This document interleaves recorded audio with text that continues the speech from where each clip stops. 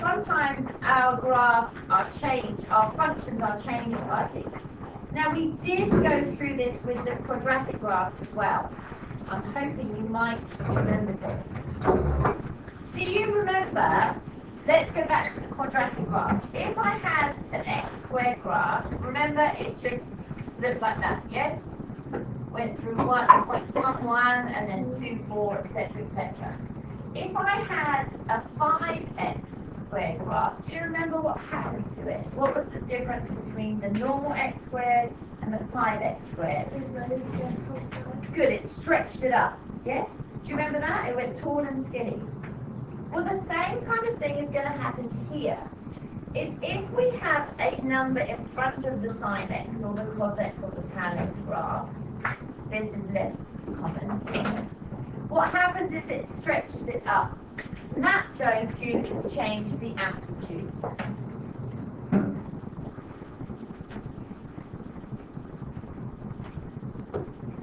So the amplitude is going to be changed and it's going to become A, because we know that originally the amplitude was 1.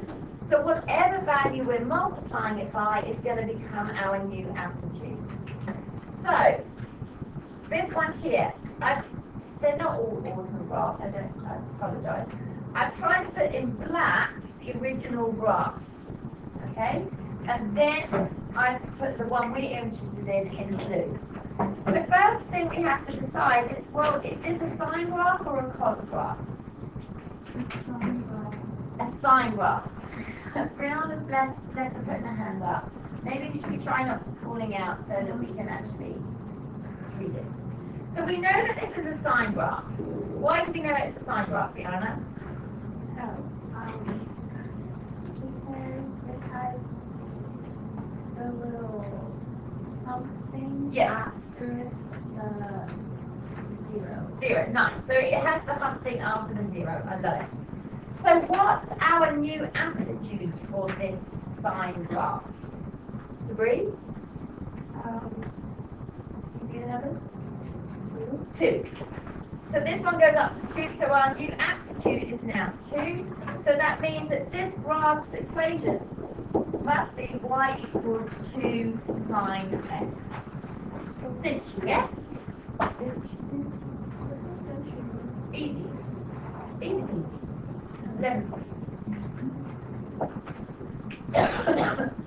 Alright, is this one a sine or a cos graph, Jamie?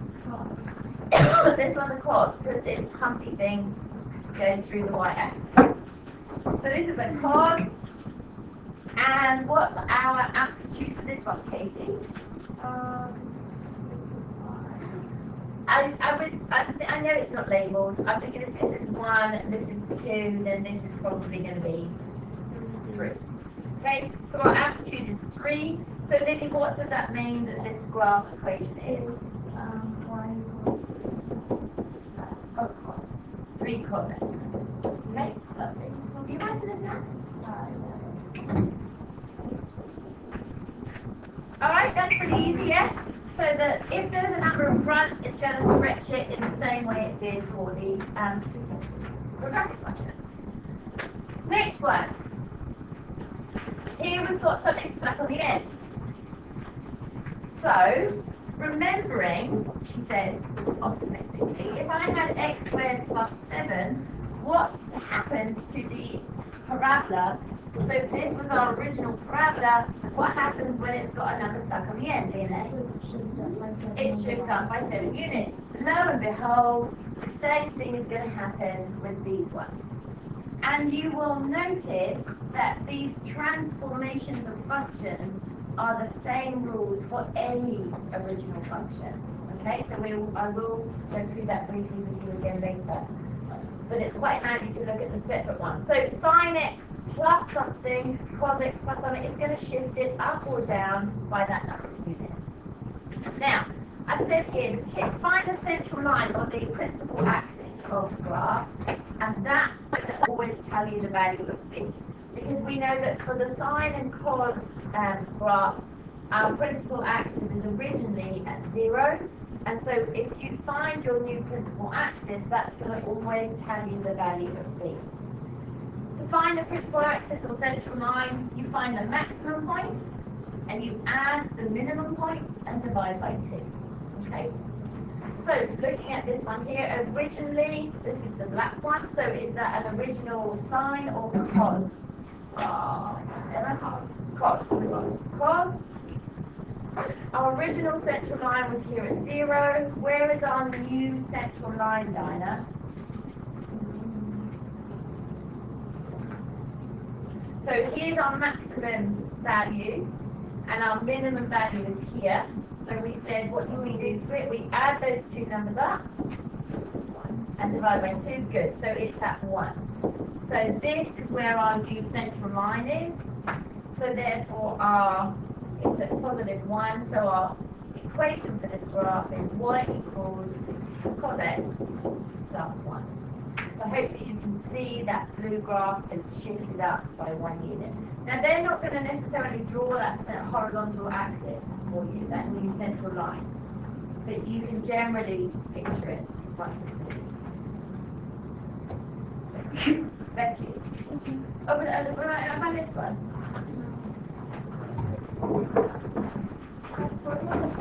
Formula the maximum point plus minimum point over 2. Is that the maximum minimum point of the new?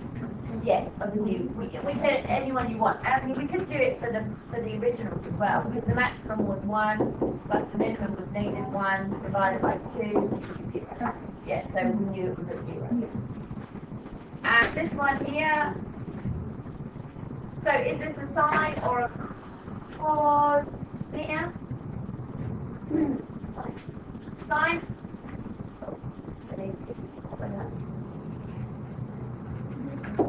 It might this one, so we know it's a sine. Where's our new central line for this one, Elena?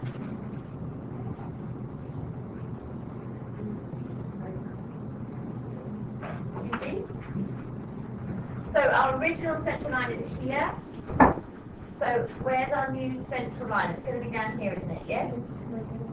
At negative 3. Lovely, lovely. So our graph's equation is y equals sine x subtract 3.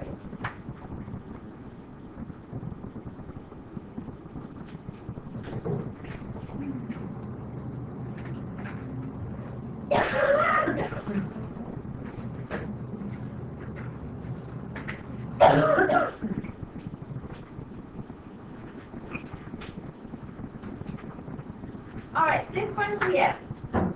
This time we've got sine of cx. So this cx is being, the sine function is happening to the c and the x. Okay? Now what this does, specifically for the trig graph, is it changes the period of it. Okay? It changes how many cycles it's going to complete in the 360 degrees. Now, for sine and cos graphs, our period is determined by having 360 degrees divided by that value of c. So if the period is 360 divided by c, then it also means that c, if we're trying to find the value of c, it would be 360 degrees divided by our period. Because sometimes looking at the graph, we can tell what the period is. We can see how long it takes to do one full cycle. If we were asked to sketch a graph, we would have to know the value of c, and therefore we would use this option to work out how to draw our graph and how many degrees it's going to take for our full cycle. For tag graphs, it's not going to be 360 over c or 360 over the period, it's going to be 180 over c or 180 over the period. And the reason is because of the different original periods. Alright, so, is this a sine or a cos? Sine, yeah. It starts 0, 0. Okay, bump after the 0. So we're looking at our blue line. Oh, this is another way of doing it. We can't necessarily see what this value is. Okay, so often, another way of saying is like, the value of C tells us how many cycles in 360 degrees you're going to have. So C will also tell us how many cycles there will be. So we can see our 360 degree stretch. How many cycles have been completed in that time? There's 1, 2, 3. So there's actually 3 cycles in 360 degrees. You can see that? So our period, therefore, must be what? Our period. So if we've got 3 cycles in 360 degrees, our period is going to be how long it takes to do 1 cycle. 120, lovely. And that means the value of C is 3.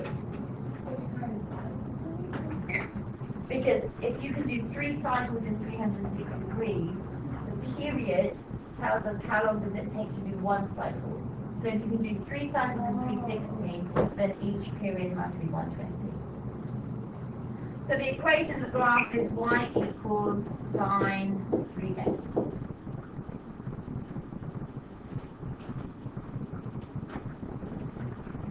So this one is originally a cos. Again, it's probably easier just to look at how long. Oh no, this one's all right. What's our period for this blue one?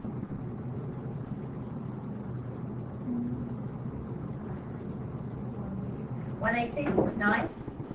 Because it's taken 180 degrees to do a cycle. Yes. Our value of C is going to be 360 divided by 180, which is 2. So the equation is y equals cos 2x. Again, if you had the full gamut we have here, we can see that it's done 2 cycles, so we could have got this value here from that diagram there.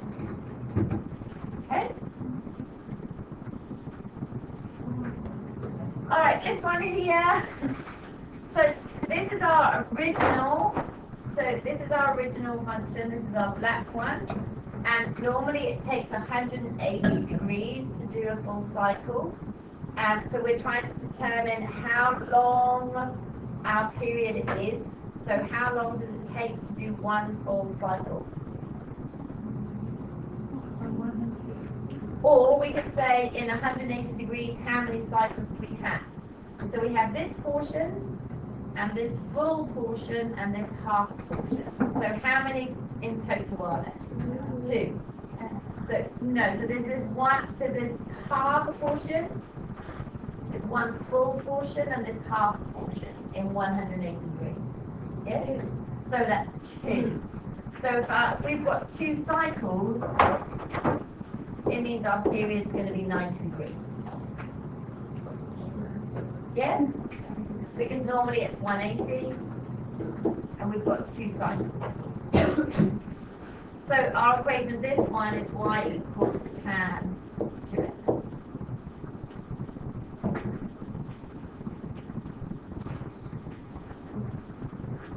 Alright, so this one here is a little bit different. So is it sine or cos? Cos. What's our period here? Be careful. So our black one is the original. How many degrees is it going to take to do 1 full cycle? How many degrees has it taken so far? And how far through the cycle are we? We're halfway. So to get for a full cycle, it's going to take another 360. So it's going to be 720 is our period. So our cycle, and as we said, the C also tells us how many cycles is it going to get through 360 degrees. It's going to be 1/2. We can do that by doing the 360 divided by 720 as well. Okay, either way we end up getting half. So in the 360 degrees, it's only gone through half the cycle. So we can see the blue graph, it's only gone through half its cycle in this amount. So to get the other half, it must be another 360. 360 times 2 is 76. Yeah? So our equation for this one is going to be y equals cos of a half x or cos x over 2. Same thing. Okay, half x or x over 2 is the same thing.